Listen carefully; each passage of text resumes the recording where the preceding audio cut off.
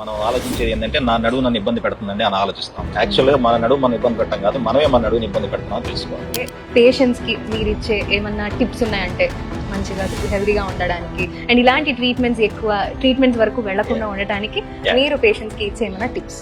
యాక్చువల్గా ఏంటంటే మనకి లైఫ్ చాలా మెకానికల్ అయిపోయింది. మధ్యకాలంలో మెకానికల్ అయిపోయింది, ప్లస్ హార్డ్ అవర్స్ లో పని చేయటం, లేట్ అవర్స్ లో పని చేయటం, బ్యాక్ ను సరిగ్గా కేర్ చేసుకోకపోవడం, వీటి వల్ల ఏంటంటే life style issues also, smoking, obesity, వీటి వల్ల కూడా lack of exercise, spine problems చాలా ఎక్కువగా చూస్తాం. ఈ స్పైన్ ప్రాబ్లమ్స్ వచ్చినప్పుడు ఏంటంటే చాలా వరకు మనం ఆలోచించేది ఏంటంటే నా నడువు నన్ను ఇబ్బంది పెడుతుందండి అని ఆలోచిస్తాం. యాక్చువల్గా మన నడువు మనం ఇబ్బంది పెట్టడం కాదు, మనమే మన నడువుని ఇబ్బంది పెడుతున్నాం అని తెలుసుకోవాలి. అది ఏ రకంగా అయ్యొచ్చు, ఇంప్రాపర్ పోస్చర్ లో కూర్చోవడం వల్ల కావచ్చు, వెయిట్ లిఫ్ట్ చేయడం వల్ల కావచ్చు, లేట్ అవర్స్ పని చేయడం వల్ల కావచ్చు, ఈ మధ్య వర్క్ ఫ్రమ్ హోమ్ వచ్చిన తర్వాత ఎలా పడితే అలా పడుకొని ల్యాప్టాప్స్ యూజ్ చేయడం వల్ల కావచ్చు.